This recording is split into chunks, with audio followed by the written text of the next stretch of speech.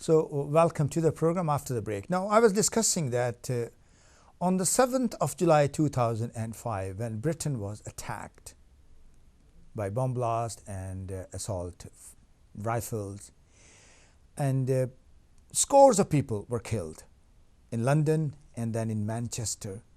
But in the last 10 years, Britain has tightened its border controls. Britain has modernized MI6 and MI5 and GC headquarters towards intelligence gathering. So they have really they have obtained the state-of-the-art cyber security prowess by which they can snoop, and sometimes a lot of criticism has been done that why they are snooping. But if snooping helps towards preventing these sort of events, then we would support that snooping. So we have seen that after 7/7/2005, we haven't seen any big incident in Britain. The Metropolitan Police, which looks after the security along with other 3 to 4 other agencies, has modernized itself as well.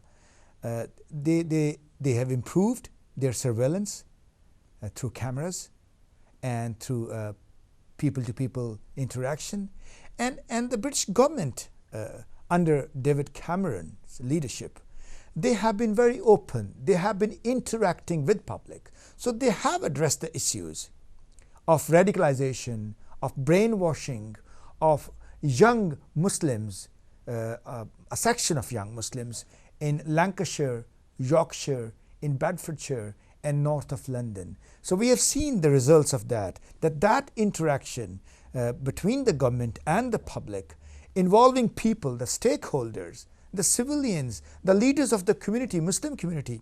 I mean, the direct interaction with them, that has really strengthened our security.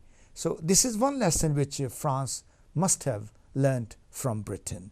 The other thing is that all these things, they were in place, but the Prime Minister, he convened and chaired the Cobra meeting. Now, Cobra meeting is an extraordinary meeting whenever there is a big incident, or they have to launch a strategy, or they have to address a most important issue pertaining to the national security. The Prime Minister of this country convenes the Cobra meeting. Cobra meeting is Cabinet Office Board meeting. So they discussed there the people from, so the leadership from MI6, MI5, GC headquarters, London Metropolitan Police, the parliamentarians, and people from the public. They attend that meeting and they discuss all this. David Cameron very sensibly said that they need to capitalize on intelligence gathering and tightening the border controls. I was really amused, and I was very impressed by one of the articles which Boris Johnson, the Mayor of London, writes regularly on every Monday in Daily Telegraph.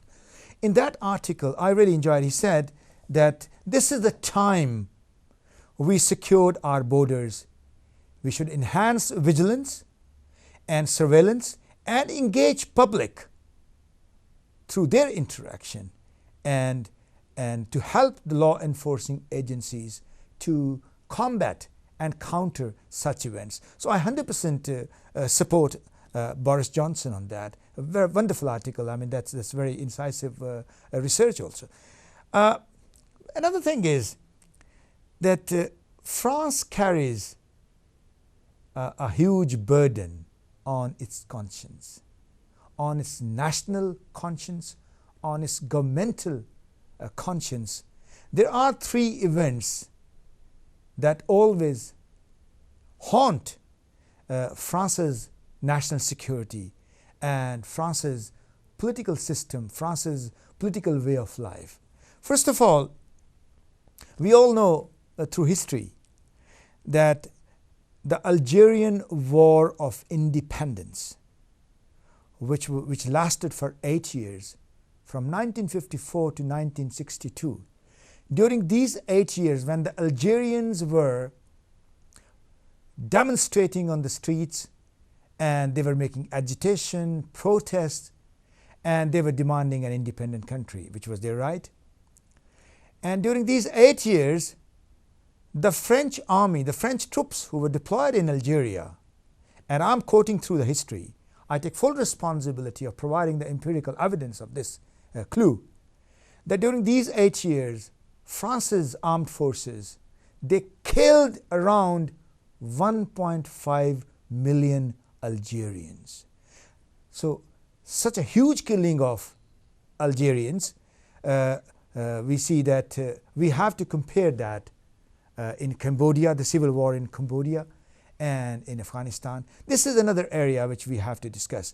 So in the meantime, we have Alan Hart on phone, and I would like to ask Alan Hart that President Rouhani. Now, Alan, good evening to you in the program. Hello, I'm sorry I can't be with you in the flesh, but a few minutes would be okay on the phone. Thank you very much indeed. Alan, we saw that Iran's President Rouhani had to visit France on Sunday, Monday, Tuesday.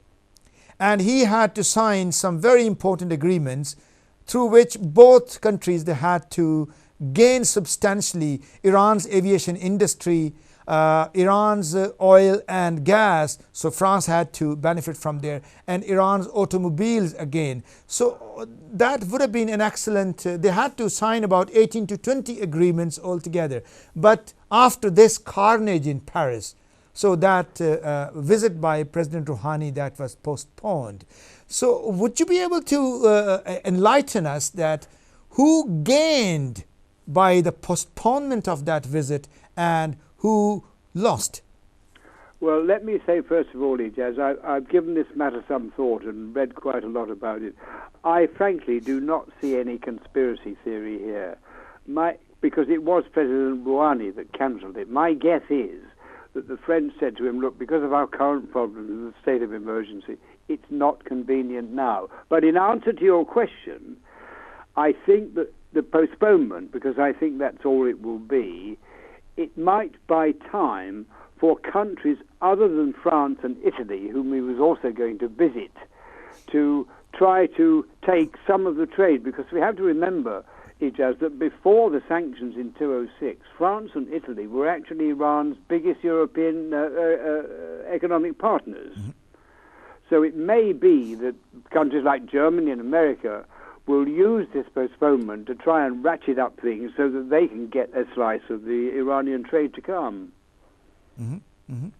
Thank you very much for your comment, and that makes sense. Thank you very much for the call, and enjoy your evening, and I hope we will have you on next Monday live in the studios. Yes, let's hope so. Okay, Jez, many thanks. Thank you very much indeed. Now, I was just discussing before Alan was on the phone line that there are three burdens France is carrying. One is the killing of 1.5 million Algerians, and they were not repatriated. They were not compensated. So that is the blood on the hand of the French law enforcing authorities and the governments, right from Charles de Gaulle through Pompidou, through Mitterrand, through Jacques Chirac, through Sarkozy, through François Hollande. So all these people are carrying that burden on their conscience, all the ensuing governments.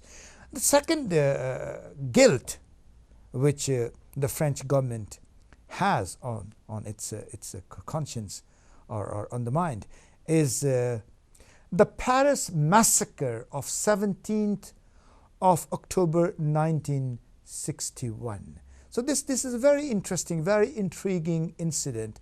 If you make it a bit reminiscence revisited, I would like to share with you that about 30,000 Parisians from the Algerian ethnic background, they were demonstrating peacefully on the streets of Paris on the 17th of October 1961.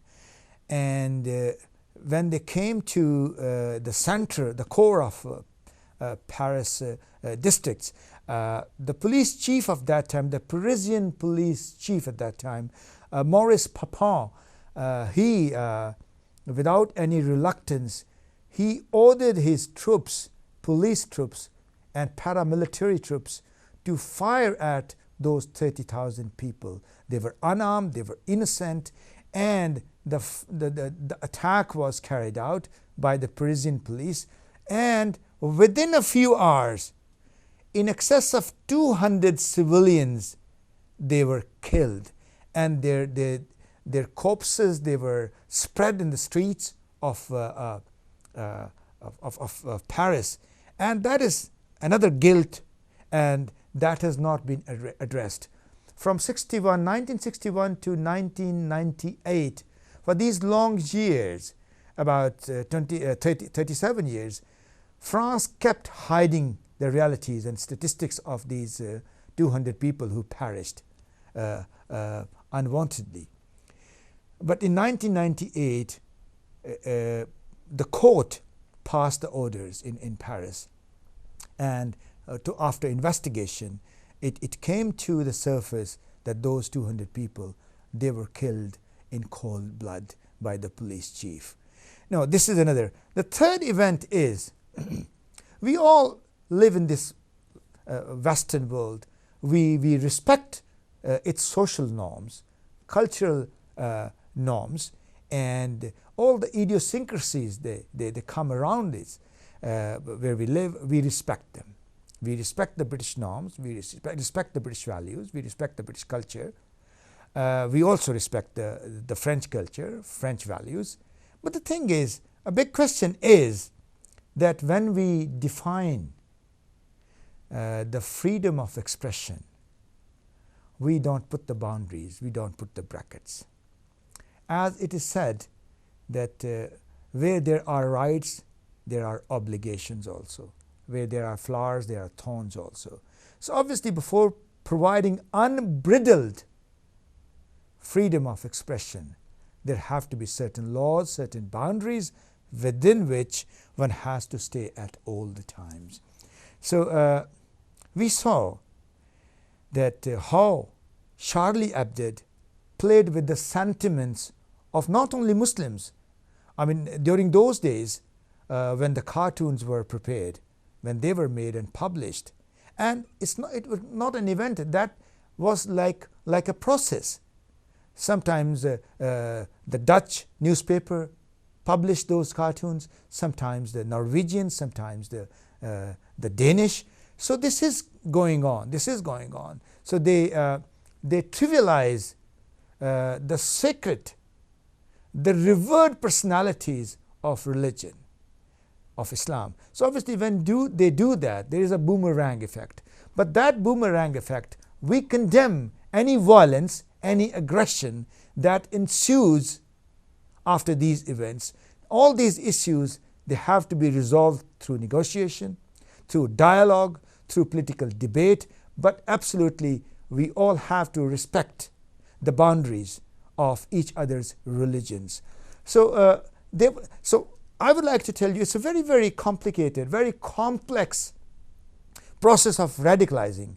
So these people in ISIL sitting in Raqqa, when they recruit through the internet, through the social media, their outfits, and they give them training and they provide them weapons. So 50% of people, they are not instantly radicalized. They ask questions. And when the ISIL leadership is unable to answer those questions, the ISIL leadership picks up some video footages. Those video footages are available on the social media, on the internet, and they have the ways and means, the ISIL leadership, so they get hold of those footages. So those people who are reluctant to pick up arms and start killing people on the orders of the ISIL leadership, they are convinced after watching those videos. Now, very big question. If a video is shown to a young unemployed youth in Lancashire or in Yorkshire, where the Israeli Defense Forces are killing infants, are killing small babies, old people, women in Palestine, and unprovoked, and they are throwing stones towards the troops, and the troops are using live ammunition. So if small children, they are shown being butchered by the Israeli Defense Forces, then those footages, they really stimulate, they really impresses, and that helps them towards making their mind, making their view about they have to act or not to. And again, if a video footage of 1.5 million, I'm not pleading Algerians, but the thing is, these video footages are very powerful. The imagery being used in these video footages is very, very persuasive, and people are stimulated, people are attracted, fascinated towards these. So again, if you show the killing of these 200 people by Parisian police chief Maurice Papin, then people are really they are moved, they are stimulated, they are fascinated by that, and they say that yes, they have to react. Certain people are saner, they still say that they would not resort to violence, and that's the right way of doing the things. But there are people who say no, they have to pick up weapons and they have to do. Another thing is that if the Western media, we are really much endowed, and we are really we are pleased, we are more comfortable that this country, the media of this country, is relatively much more responsible than the media, print media and the electronic media of France, Holland, Denmark and Norway and elsewhere. So we see that some laws are there. Ofcom is working excellent, very professionally, that if these sort of events, any cartoon or any invective word or expression is used about our Prophet, beloved Prophet Muhammad Mustafa sallallahu alaihi wasallam. So before the people are taken to the street, the Ofcom is approached, and Ofcom very professionally deals with these issues. And we see that British press and British broadcasting and British television and radio are much more responsible than the other European counterparts. But I have to mention a little that one popular radio, London-based radio, very popular radio but controversial radio, it spared no words, no stone was unturned to malign Islam today. I was driving and I was listening to the radio, very popular radio. I won't name that, that's not good. But there was a bias of the program presenter and many program presenters. And those people who participated making telephone calls in the morning, their telephone calls were cut and they were disconnected. So obviously there are a few media houses that are slightly less responsible as compared to them. But in entirety, the British media is much more responsible, and there are good laws in this country. And now we have recently seen there is always a reaction of an action.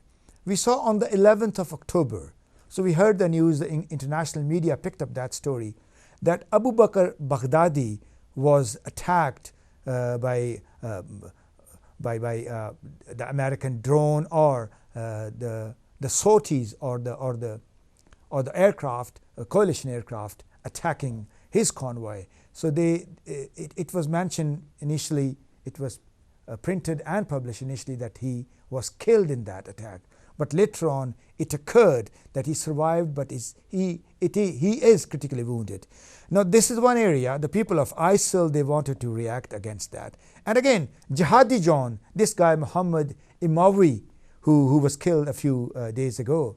So this is again a reaction to these people. They have command and control being provided by a powerful international law-breaking country in the Middle East, in the heart of the Middle East, and the fund providers amongst the Muslim countries. So with that, ISIL people, we should not underestimate them.